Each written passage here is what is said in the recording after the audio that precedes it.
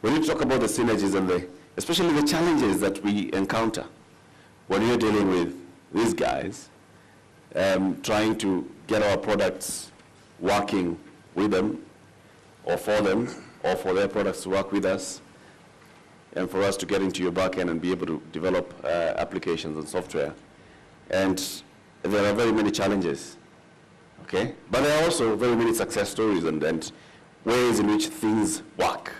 I'm going to start with you, Kawaidi. I mean, just give us an overview of, how do you find Kenya's, or East Africa's actually, I beg your pardon, East Africa's developer community in terms of the quality of stuff that we have, the level of engagement, and the level of interaction that you have with them?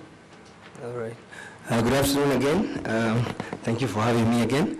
What I can say, Latif, is that we have seen a very, very positive interaction with the developer community, mainly in apps development that are relevant to the business we do.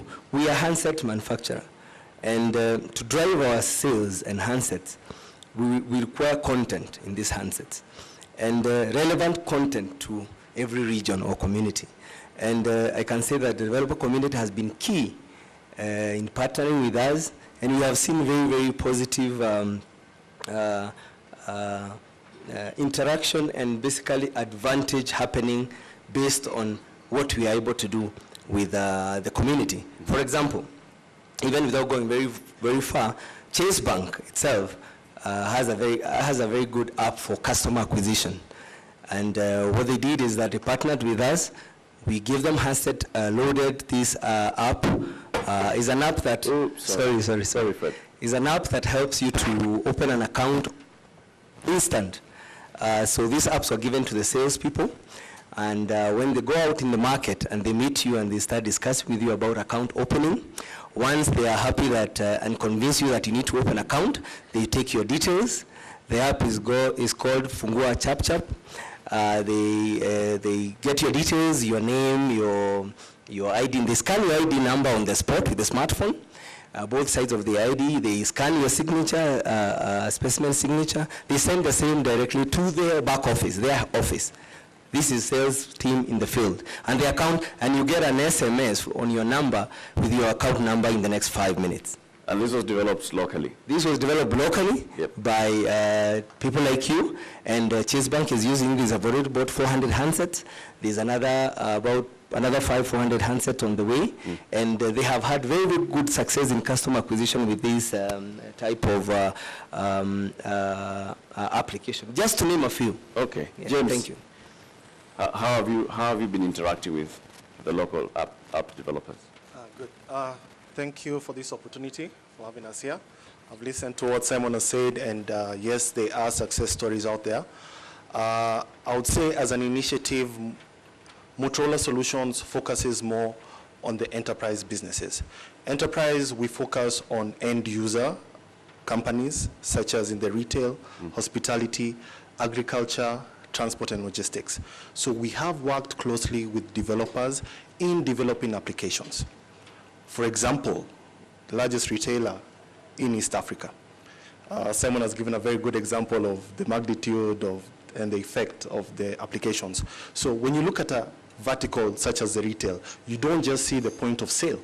You also have other factors inside there, such as the warehousing processes, the inbound, the outbound. And we have worked very closely with a partner called CompuLinks to develop a solution in regards to inventory.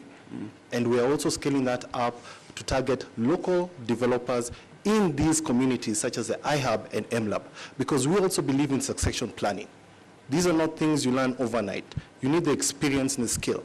Yeah. And Motorola Solutions gives developers that opportunity to learn, and we have a very good technical support who validate and also advise you on how to build your application. If you have an application that is validated Motorola is an 85-year-old brand. What do you think it'll do for your application business? Already gives you some edge. It gives you the edge. Great. Fred. So thank you for having me here. So at Intel, we've actually worked very close with developers across East Africa. So we've done some Android trainings in Tanzania Innovations Hub, which is called KINU, and we've had some CodeFest in Uganda, Innovation Hub, as well as iHub. And the level of energies exhibited by the local developers, to me, I think it's very, very encouraging and positive. I myself, as a developer, I see the way these people take this stuff that we teach them very, very seriously. And actually, as Intel, we've had local success stories, and we've actually taken some local developers to Barcelona Mobile World Congress, which is a leading developer event, so that they can get the discoverability that they deserve, because the app was really, really nice.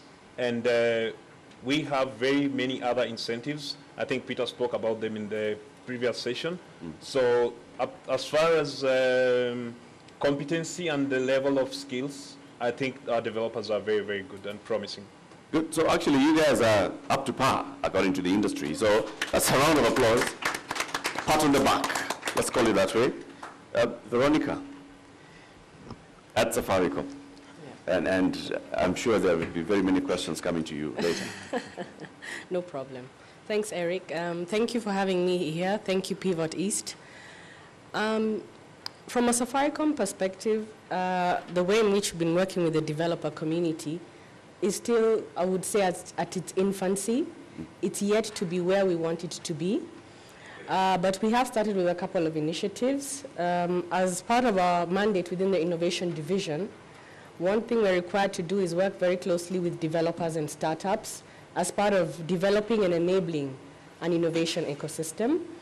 And what we did do is go around the hubs, finding out, or incubation and acceleration centers, academia, institutions, finding out what their needs are.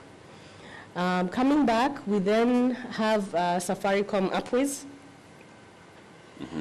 which is an annual competition where we develop, nurture and build startups, and then take them through a 3-month incubation period, after which they can go into proper incubation and acceleration and support moving forward.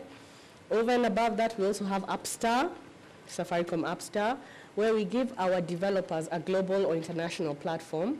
This is in partnership with Vodafone Group.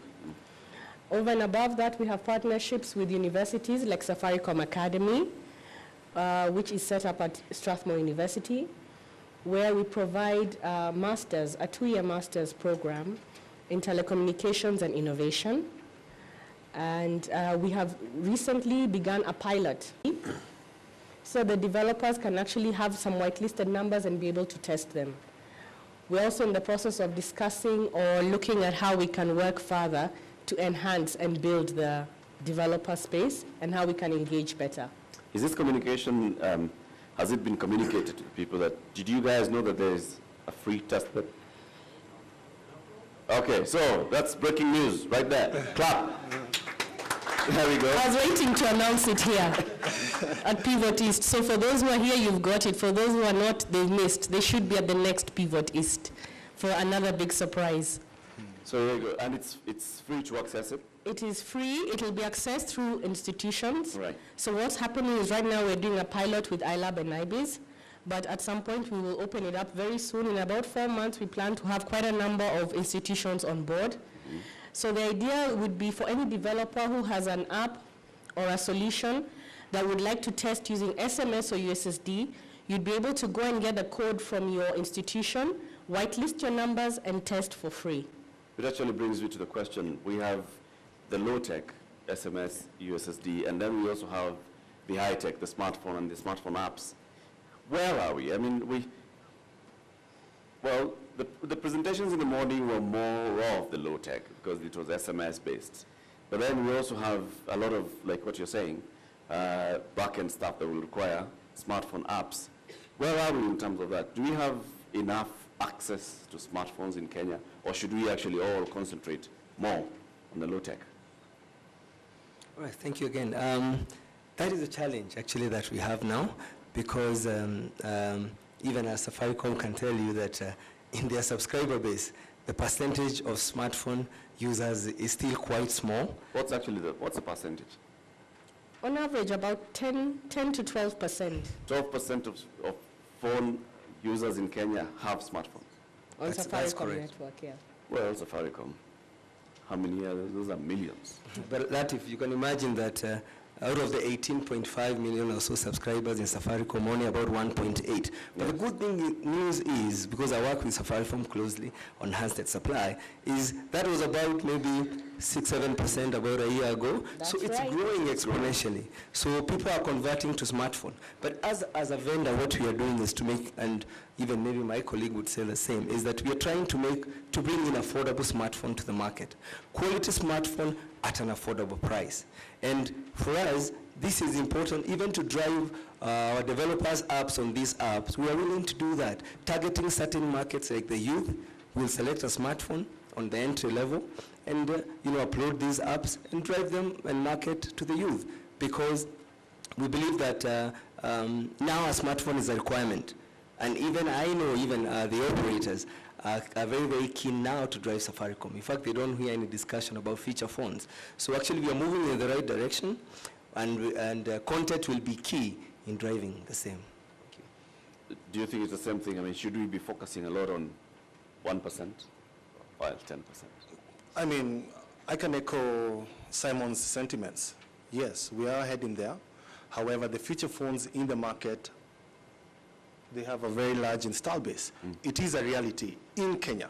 It's a conversation we had in a forum in South Africa called the Enterprise Mobility Forum.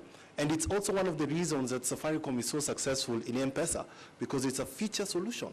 It's a feature phone solution. M-Pesa, USSD, correct? So we are facing that reality and that challenge. However, moving forward, we are seeing the infiltration and the growth and the demand for smartphones. It starts at the enterprise level. It's also spreading out into the consumer level. Samsung are doing a very good job in terms of their distribution. As Motorola, we are also aligned in the enterprise level to bring in Android smartphones into that space. Yeah. So the way I look at it slightly different, because I think that the app business, you don't have to limit yourself to the Kenyan customer base. If you're developing apps and if the products that we saw in the morning are anything to go by, we found solutions that can be scaled to other parts of the world. So if you're thinking global, you can do an app that can appeal global audience, and you are looking at over 1 billion devices in case you're targeting Android. And if you really have to do a localized solution that you really want it to be used in East Africa, then I think that as a developer, you may consider using some other tools. For instance, Intel XDK. You can actually use it to develop cross-platform applications, and you don't really have to worry about the manufacturer of the device. So if we have existing 15 million smartphones, that's the last time I checked from CCK data, we have, in Kenya alone, we have 15 million.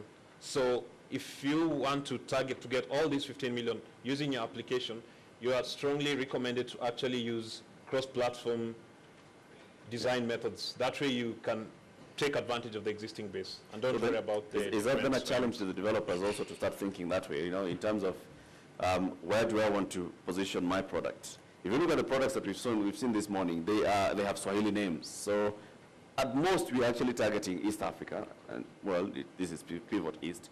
But you're looking at the East African market. So the East African market, how many smartphones do we have? If the most developed economy in East Africa has how many? 15 million. Then is the way to go going Fred's way of saying develop on a cross-platform? Yes, that's a conversation that we have. That's a very big problem, especially in the enterprise. Which way forward? Which operating system? Today, Android is a leading, in the smartphone market, it's a leading. But we don't know about tomorrow. We know what Samsung has done recently. They have released a new OS system. We don't know about tomorrow. Unless you can tell me in the next 5 years which operating system will be dominant, we don't know. So it takes time and effort for you to develop applications. And when you're developing applications, you must always develop them on an OS agnostic mindset. That means try and get application frameworks where you can deploy, you can develop once and deploy across all platforms. It's very important for you as an application developer to have that in mind. To think that way, think big. Remember, like we were told, think big, think broadly.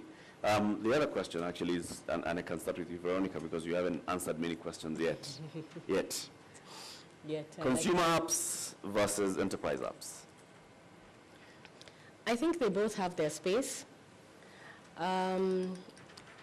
Consumer apps, mainly content creation, user-generated content kind of thing. And a lot of the phones that we're looking at in that space, like I said before, we have 10% of our base being on, about 10% of our base roughly being on smartphones. That means the other 80+% are on feature phones. We take that as a reality. Yeah.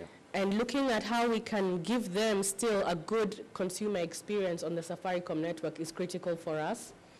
So for any solutions or applications, we always consider very strongly how can we reach out to the critical mass and give them an experience on Safaricom network.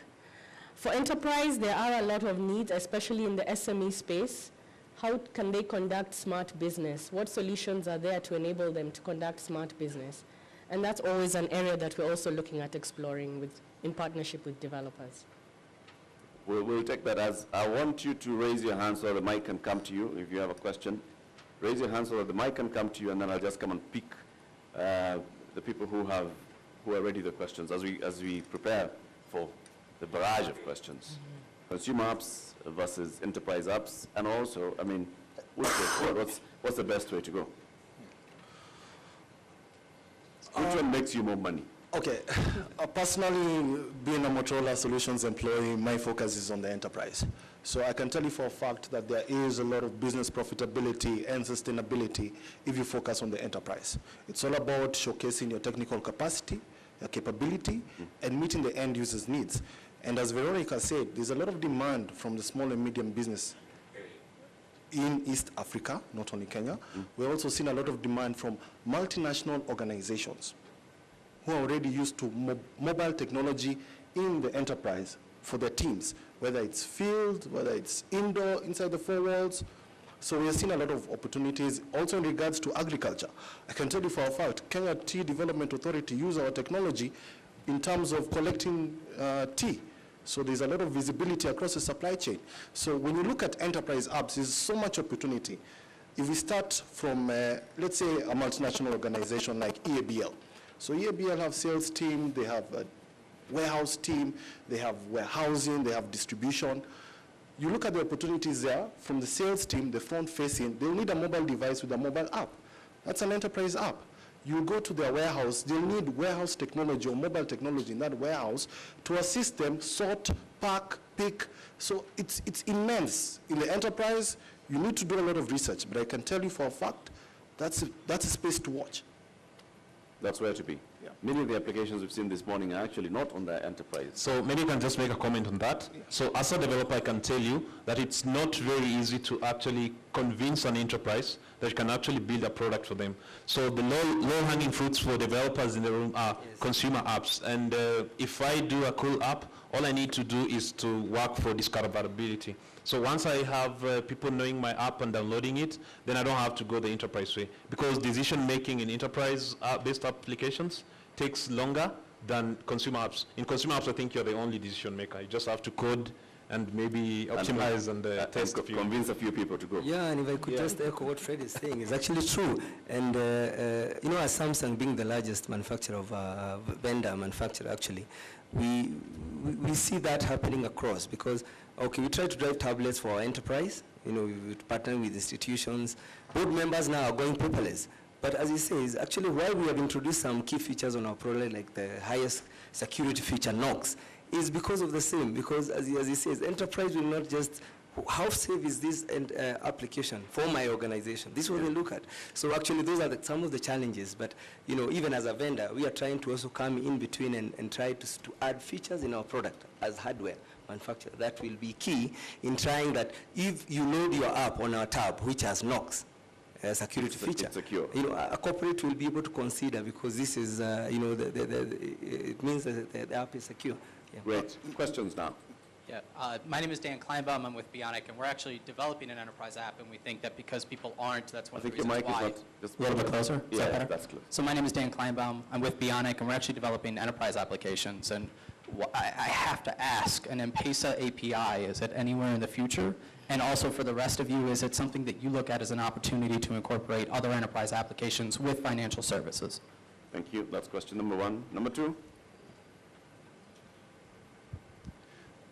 My name is Jibril Mohammed. Just a quick one. Louder, please. You're all sat there, Louder, you're all please. here as developers. What are all of you doing in order to protect the developers' intellectual property rights? IP rights. Third question, then we take those. Thank you. My name is Joseph. This question is directed at Veronica. I'd like to find out what other avenues do you have for developers to communicate to Safaricom about what they would like? For instance, if they are not members of a school or an accelerator or hub for that matter. Great, let's take those three first. I think there were actually 4 questions. You have 3 of them. Would you like to take one? And Two. yeah. Thank you. Interesting questions. So I'll start with the M-Pesa API question, the proverbial M-Pesa API question. I think we've heard a lot about when is the API coming out. That question has been there for a while. And the challenge or the reason that that was the case is because the M-Pesa platform is not hosted here in Kenya. There is a project to bring the platform home, which would then make it much easier to quickly and rapidly develop any APIs that we may need. The target for that is March, April 2015. As at now, that is the date. Whether it's the confirmed date, I'm yet to know, but as at now, that is the date that we have in our books. That's a working date. Yeah. Second question. So the second question was about the people who are not in institutions, is that right? Yes, how do developers get to tell you stuff that they want, as opposed to just coming to your institutions? That's right. So what we had done, the first thing was we started with the low-hanging fruits, which was to go to the various incubation hubs, acceleration hubs, academia, and ask what the requirements are, simply because we needed to prioritize and start somewhere. However, I did also get requests and concerns from people who are not based, especially in Nairobi, to say how can we then work with the innovation division within Safaricom, even if we're not based within Nairobi. And what I do tell them is we have an email address, innovation@safaricom.co.ke. Please send us any email, an email that you may have, and request through that email, and we will certainly get back to you. All right, the third one, which goes to all of you, is how do you ensure the protection of intellectual property rights? So do I go right first? Start. Okay. So what we are doing as Safaricom is, before we work with you, we usually recommend that you have protected your idea or your innovation or your solution. And the way that we're currently doing that is we have a link in Kipi and a link in WIPO. And we recommend that we can introduce you to this link and you explore further on how to patent and protect your idea. And then any support that you may need from Safaricom, we're always willing to sit and discuss to see how we can support you as we work together in taking your innovation into the market. Great. So our relationship with the developers is kind of special because our core business is actually chip manufacturing. So we relate to developers not as their competitors. We're not after the software because their software is just a value add on our product so that we can delight our consumers. So we realize that especially in developing countries like East Africa, most developers do not have capacity to actually get decent legal services. So once we've identified your app as a developer and we want to work with you together, we at Intel actually give you the legal services. Okay. Yeah. I'll share the same sentiments that Peter shared. As Motorola Solutions, we work with you, not to take away from you. The idea behind our brand name is solution. We give the technology, you give the solution. The application is what drives the technology over and over and over again. In regards to the same, what Veronica said, please also protect your app using Kipi, WIPO. We as Motorola Solutions, the best we can do is to give you legal advice, which is normally for free in regards to how do you go about protecting your application and your IP rights. Over and above that, we also have a portal where we do advertise your applications on a global portal. So someone can actually Google your application. Maybe I'm in Ethiopia, I'm looking for a similar solution that was done in Kenya. So you also get that global view. Yeah. So for IP, that's what we do. Good. Okay. I can't say more. I say this in the morning. Upload your app on Samsung. It's free. Once you do that, we're able to have a look at it. We have a very big team in South Africa, sitting in our RHQ in South Africa. We are out to actually protect our developer revenue share. I told you it's very favorable to the developer, but more so, even in developing the app, we have the team that will guide you through to make it even better, and we do this for free, and we make sure that our developers' rights are protected all the time. From how it sounds like, these guys are very honest. We are very honest people, so it's just for you to make sure that you've guarded you've safeguarded your rights. 3 more questions, and then we go into the next session. All right, we'll take one more. I'd seen a hand there. Did the hand move? That's over there. Hello. Yes, my we can name hear is you. George. We can't see you, but we can hear you. So I'm on please be this loud. Oh, there you are. My name is George. My question goes to Safaricom. We wanted to know what mechanisms are there to compensate ideas, because sometimes you get an idea that can truly increase your revenue remarkably, but then it's not like you have to code it, but then it's an idea and it's workable. So what mechanisms are there for you to compensate ideas if given to you? Are there mechanisms? Is that question clear? No. It's not sounding clear to me. Perhaps if I Are you had talking about the same thing we just discussed, IP? Not really, not IP. Maybe it's just an idea, not a product. So you walk into Safaricom and you have this brilliant idea and you sit Yes, on the table you feel there's and a gap. you just share your idea and then you walk out. Yes, you feel there's a gap. You want to walk out with a briefcase? Not really. I'm asking if they have a mechanism, because you just can't walk, burn your fuel, and go home. Okay. Yes. So do you first of all, do you have an open door policy to ideas? And how do you handle people who come in with ideas? Do you help them develop it? Do you guide them? Do you pay them off? Okay, so that's a very interesting question. So for innovations, it's clear, when you have something, a product, something tangible, that you can say, look, Veronica, we have something that we would want to take to market together. Can we, explore the possibility of taking that to market together? Then that one is a quick win. It's an easy one for me to work with. When you say I have an idea, we also have very many ideas within Safaricom. And there are lots of people who come and send me an email and say, Veronica, I have an idea. We have no issue with receiving ideas. The challenge we have is managing expectations. When we say ideas, a lot of people come in from the streets. Ideas are not patentable, they're not copyrightable, they're not trademarkable.